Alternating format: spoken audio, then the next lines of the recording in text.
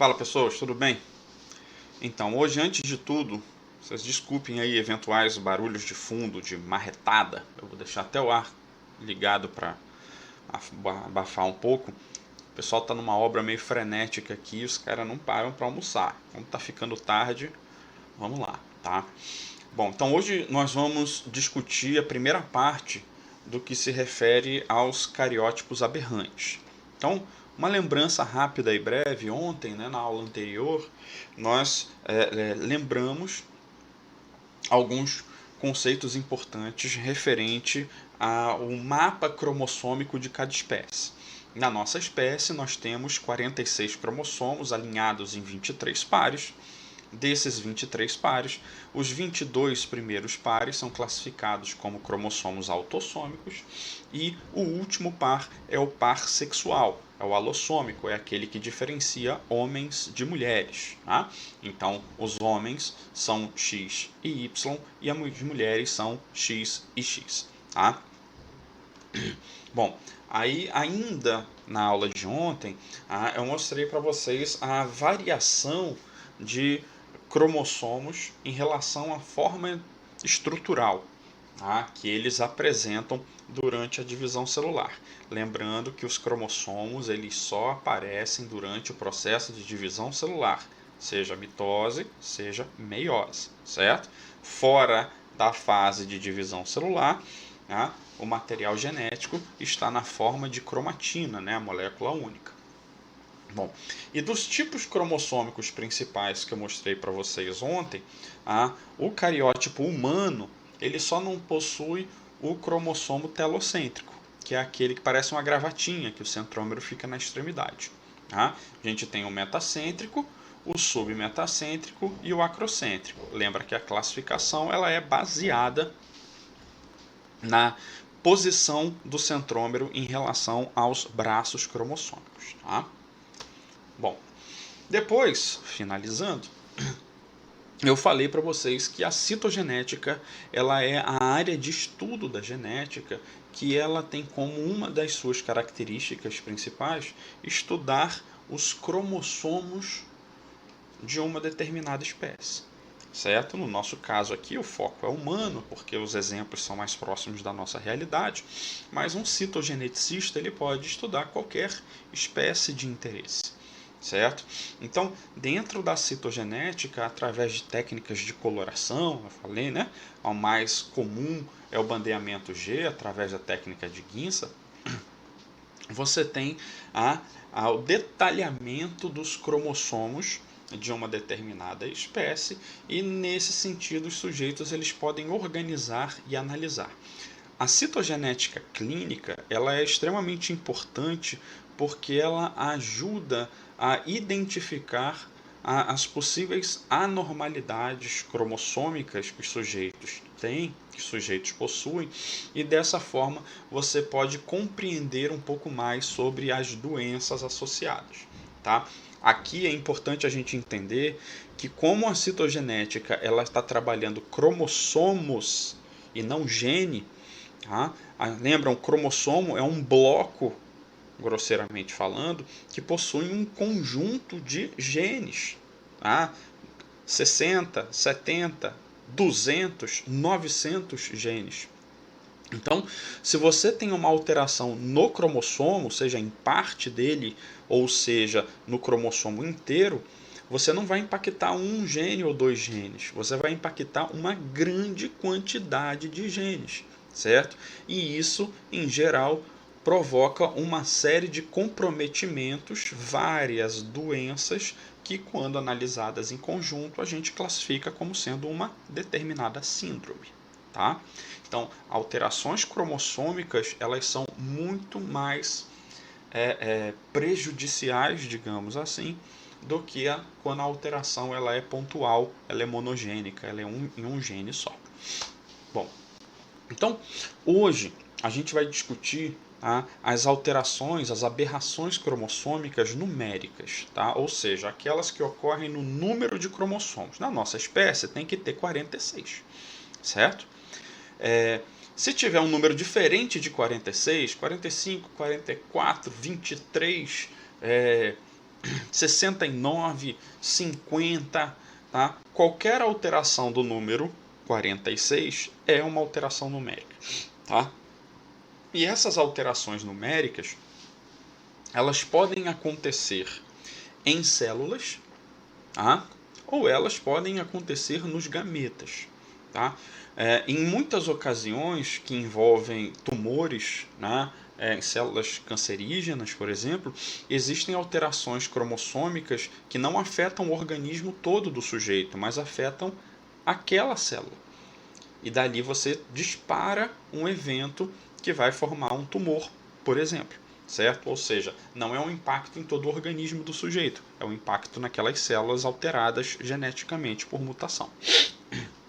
Bom, quando as alterações cromossômicas elas ocorrem nos gametas, espermatozoides e óvulos, melhor, ovócitos secundários, a tendência é que esse gameta alterado, se ele for fecundado, isso tende a provocar uma a alteração cromossômica numérica e, consequentemente, isso vai provocar prejuízo naquele indivíduo que está em desenvolvimento. Tá? Então, só para a gente lembrar. Para a gente aqui, a alteração cromossômica numérica de relevância, ela é aquela que ocorre nos gametas, certo? Você lembra que os gametas, eles são produzidos através do evento chamado de meiose, espermatogênese masculina e a ovogênese ou ovulogênese feminina. Tá? Essas alterações esses eventos gaméticos, né, de formação, eles ocorrem, são neles que ocorrem o que a gente chama de meiose.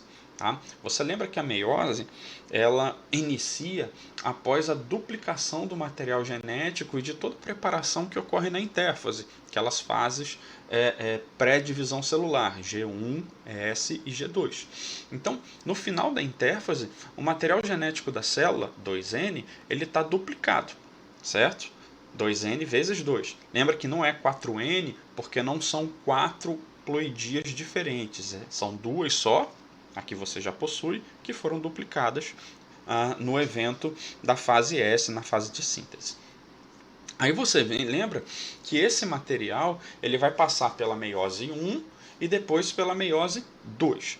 O que é importante a gente lembrar aqui? Na meiose 1, você lembra que ocorre o crossing over, né? Aquela permutação entre partes de cromossomos homólogos, né? Ou seja, aquele pedacinho lá de cromossomo de origem paterna com aquele de origem materna, você faz a permutação, a troca, né? Ela é aleatória, mas sempre em porções equivalentes do mesmo cromossomo, né? No mesmo loss, e isso vai resultar em cromossomos diferentes, certo? Lembra aqui que é importante, a meiose ela tem a prófase, a metáfase, a anáfase e a telófase. A fase que importa para a gente aqui é a anáfase. Na anáfase, você lembra que ocorre a migração, a separação dos cromossomos para os polos. Em situação normal, separa tudo direitinho, metade para um lado, metade para o outro lado. Aí a célula vai sofrer a telófase, da telófase vai ocorrer o início da meiose 2. Aí na meiose 2, agora a célula é N vezes 2, você vai ter a prófase, a metáfase, a anáfase migrando para os pontos e a telófase finalizando bonitinho, todas as células N, 50% de material genético. Se essa célula fecundar com outra célula N também, vai gerar um zigoto 2N e está tudo bonitinho, certo? Qual é o problema aqui para a gente? Nas alterações cromossômicas numéricas, o que você tem é uma falha no processo de disjunção cromossômica. Tá? O que é isso? Significa que durante aquele evento de migração dos cromossomos para os polos, na anáfase, que pode ser a anáfase 1 ou na anáfase 2, esses cromossomos eles têm que se separar direitinho, metade para um lado, metade para o outro lado. Se essa separação for adequada, ótimo, tudo certo, tudo bem. Tá? Quando a separação ela não é adequada, porque ao invés do par cromossômico se dividir, metade para um lado, metade para o outro, vai naquele par tudo para um lado e nada para o outro. Então vai sobrar cromossomo de um lado e vai faltar cromossomo do outro lado. Então se a gente olhar aqui embaixo, essa primeira imagem aqui, ela mostra a primeira divisão. Então tá direitinho aqui, ó. Vai metade para um lado, metade para o outro lado. Então a meiose 1, a anáfase 1 ocorreu adequadamente. Aí aqui a gente vai para a meiose 2. Aí aqui nesse marronzinho aqui de baixo, o que a gente vê? Ó, metade para um lado, metade para o outro lado. Então nesse caso aqui deu tudo certo, tudo direitinho, tudo numa boa. Tá? Só que na outra célula aqui, ó, ele está mostrando que esse par cromossômico aqui, ó, ele vai todo para um lado, não vem nada para o outro lado. Então significa que está sobrando um cromossomo aqui daquele par e está faltando um cromossomo aqui daquele par. Então isso significa que ocorreu uma não disjunção cromossômica naquele determinado par cromossômico. Então, se esses normais aqui eles têm 23 cromossomos, esse aqui que está faltando cromossomo, ele vai ter 23 menos 1, 22. E esse outro que está com a sobra vai ter 23 mais 1, 24. Certo? Se você tiver que essa célula ela se pode fecundar com outro gameta, então você vai ter essa de 22 com 23, vai dar 45. Tá faltando cromossomo. Algum par está dançando sozinho. Por outro lado, aquele gameta que tem um cromossomo a mais, tem 24, se ele fecunda com outro que tem 23, ele vai ter 47. Então, ao invés de eles terem pares, um dos pares, na realidade, vai ser um trio. Então, perceba, a meiose, ela tem a meiose 1 e a meiose 2. A não disjunção, ela pode ocorrer ou na meiose 1 ou na meiose 2. Nesse exemplo aqui a gente viu, ele ocorreu normal na meiose 1, e ele falhou na meiose 2 em apenas uma das células. Então você nota aqui, ó, que eu tenho 50% das células dessa produção afetadas e 50% das células normais.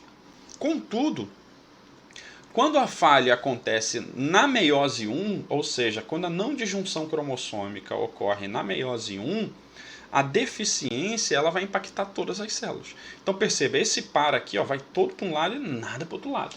Certo? Lembra que ele está representando para a gente aqui só um par cromossômico, não tá os 46 aqui, tá? Embora possa acontecer, a gente vai ver já já.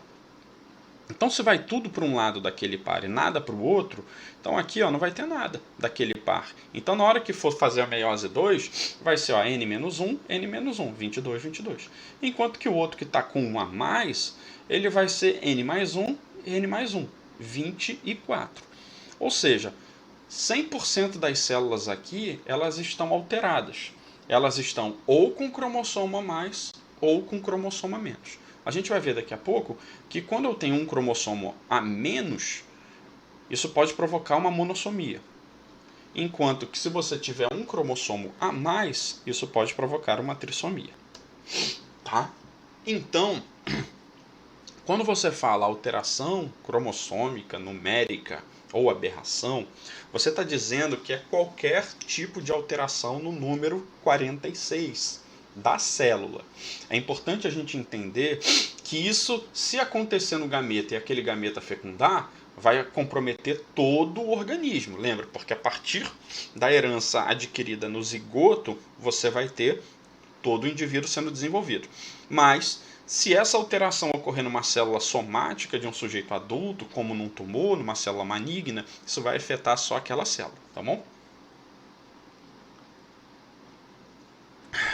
Bebam água. Bom, essas alterações cromossômicas numéricas, elas vão ser divididas em duas categorias. Tá? O que a gente vai chamar de euploidia e aneuploidia. Tá? O foco da gente aqui é voltado para alterações que ocorrem nos gametas. Então a gente vai estar sempre falando em não disjunção cromossômica com erro na migração. Tá? Bom, as euploidias, elas são alterações, tá, no número N de cromossomos daquela espécie. Tá? Então, um sujeito na nossa espécie, ele tem que ter 46 cromossomos. Se ele tem 23, se ele tem 69, se ele tem 92, ele tem um número múltiplo de cromossomos. certo? Então significa que isso é um evento muito raro, tá? Você tem que o indivíduo, ao invés de ter, por exemplo, aqui eu tenho uma poliploidia triploide. Ao invés do indivíduo ter 2N 46 cromossomos, o indivíduo ele tem 3N 69 cromossomos. Significa o quê? Que em um dos pais, na formação do gameta do pai ou da mãe, esse indivíduo aqui, ao invés de fazer a disjunção cromossômica separada bonitinha, um para cá, dois para cá, dois para cá, três para cá, três para cá, foi tudo para um lado só. Tudo. Teve não disjunção cromossômica de tudo. Então isso vai fazer com que aquela célula gamética que deveria ser N, ela seja 2N. E aí 2N quando fecunda com N, 2N mais N, 3N. Certo? Essas alterações múltiplas, principalmente em animais, né, essas euploidias em animais, elas não permitem o desenvolvimento embrionário, certo? Vai chegar um ponto em que você vai ter a morte do embrião, tá? Você vai ter um conjunto de más formações que vão impedir o amadurecimento e desenvolvimento embriofetal, certo? Na maioria das ocasiões, isso provoca algum tipo de aborto, tá bom? Então, são eventos que são raros. Na natureza, principalmente no reino plantê, nos vegetais, você tem alguns casos de poliploidias, números múltiplos, que são funcionais, certo? Tá? Que fazem parte da característica daquela espécie. Mas para humanos, e principalmente, né, para outros animais, isso não é funcional. Tá? Desculpem aqui. Ó. O segundo tipo de alteração cromossômica numérica, elas já são mais comuns. São as chamadas aneuploidia. Não vai confundir. Tá? As aneuploidias, elas são mais comuns porque se na euploidia não separa nada na disjunção cromossômica, vai tudo para um lado e nada para o outro, nas aneuploidias a situação ela é mais tranquila. Tá? Ou seja, os cromossomos eles vão se separando na anáfase 1, na anáfase 2, só que um par em geral, apenas um, faz não disjunção. Então, ao invés de você ter os 23 cromossomos, você vai ter 22, você vai ter 24. Tá? Uma situação que ela é menos rara de acontecer. Certo? Bom, então a característica das aneuploidias é você ter um número de cromossomos que seja diferente de 2N, alterando um par. Certo? Ou pode ser um par autossômico, pode ser alteração do cromossomo 21, do cromossomo 13, ou pode ser do par sexual. Tá? Então vamos ver uns exemplos aqui. Então olha só, o primeiro exemplo que a gente tem aqui é uma monossomia. Uma monossomia é aquela situação em que você tem um cromossomo a menos. Esse indivíduo aqui, ele tem 45 cromossomos. Então significa que um dos pais, ele tem 22 gametas, né? Ele teve 22 cromossomos no gameta e o outro 23. Na hora que fecundou, deu 45. Tá? Então, as monossomias elas podem acontecer em qualquer tipo de cromossomo, do 1 ao 2, ao 3, ao 4, até o 23. No exemplo que a gente tem aqui, que ele é razoavelmente comum, você vai ter a síndrome de Turner, que é a monossomia do cromossomo X. Certo? Então, nesse caso aqui, o indivíduo ele possui apenas um cromossomo X. Não é XX e nem X e Y. Tá? Essas alterações elas provocam modificações no fenótipo, né, físico do sujeito, mas também geram alterações em geral que impactam o desenvolvimento. Em geral, os indivíduos que apresentam essas aneuploidias, sejam as monossomias ou as outras que a gente vai ver, eles tendem a ter algum tipo de infertilidade, dificuldade de desenvolvimento, algum tipo de retardo, seja físico, seja mental e por aí vai indo. Tá? O outro exemplo que a gente tem, aí já é uma trissomia. Então significa que ao invés do cromossomo ele estar sozinho, como é no caso da monossomia, agora ele está sobrando. Eu não tenho um par, eu tenho uma trinca cromossômica.